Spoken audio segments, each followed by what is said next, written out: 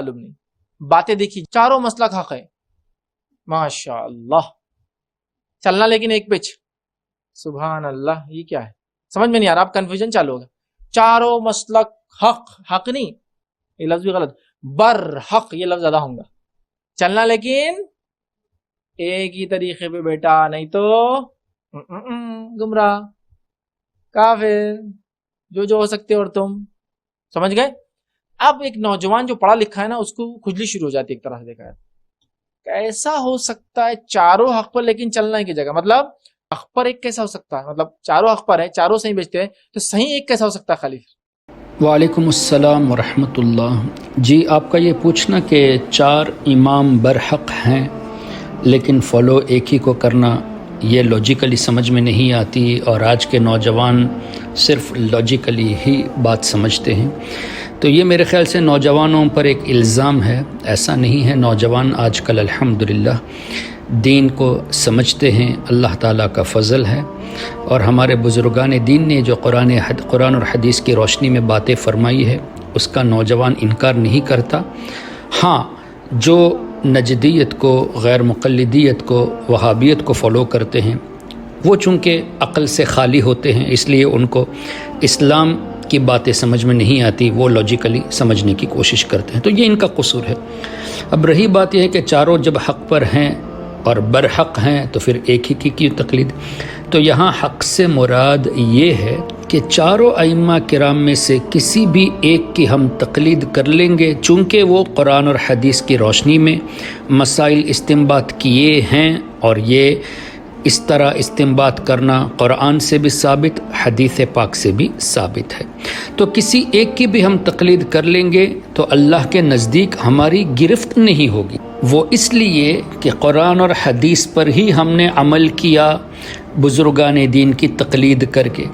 اب یہ بھی سوال ہوگا کہ بزرگان دین کی تقلید کرنا یہ قرآن اور حدیث پہ عمل کیسے ہوا؟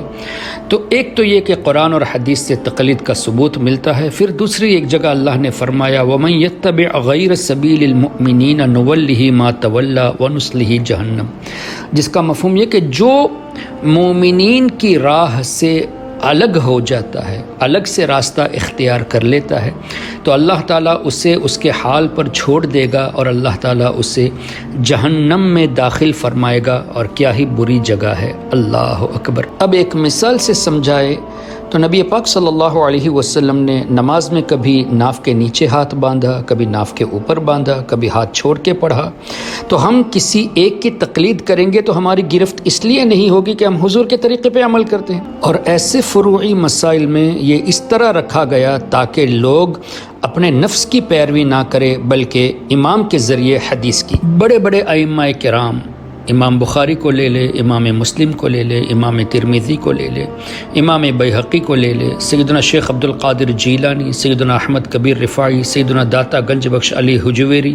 سیدنا خواجہ معین الدین چشتی، اور ان کو بھی پوچھ لے کہ تمہارے کون کون ایسے بزرگ ہیں جن کو تم مانتے ہو، سب آپ کو مقلد ملیں گے۔ اب ان کا یہ کہنا کہ پہلے کا زمانہ چلا گیا، آج لاجیکل زمانہ ہے، تو اس کا مطلب جتنے بھی بزرگان دین ہیں ان سبوں نے کچھ سمجھا نہیں،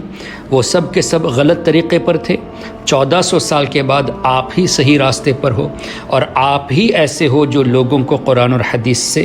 گائیڈ کرتے ہو۔ دراصل آپ گائیڈ نہیں کرتے،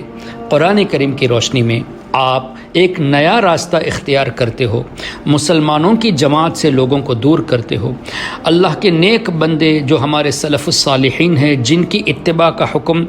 اللہ نے ہمیں دیا، اور قرآن کریم میں صراط الذین انعمت علیہم ہم دعا بھی کرتے ہیں روزانہ نماز میں، جو قرآن کریم کی آیت ہے کہ اللہ سے ہم دعا کرتے ہیں کہ یا اللہ اپنے نیک بندوں کے راستے پر چلا، اور نماز کے بعد لوگوں کو نیک بندوں کے راستے سے الگ کرنا، یہ یقیناً ایک نئی سوچ کے ذریعے نئے طریقے سے لوگوں کو سیدھے راستے سے ہٹانا ہوا، اور اپنے آپ کو جہنم کا حقدار بنانے کا ایک ذریعہ ہوگا۔ اللہ تعالی ہم سب کے ایمان و عقیدے کی حفاظت فرمائے۔ اگر آپ نے ابھی تک ہمارا چینل سبسکرائب نہیں کیا تو ہمارے چینل کو سبسکرائب کر لیں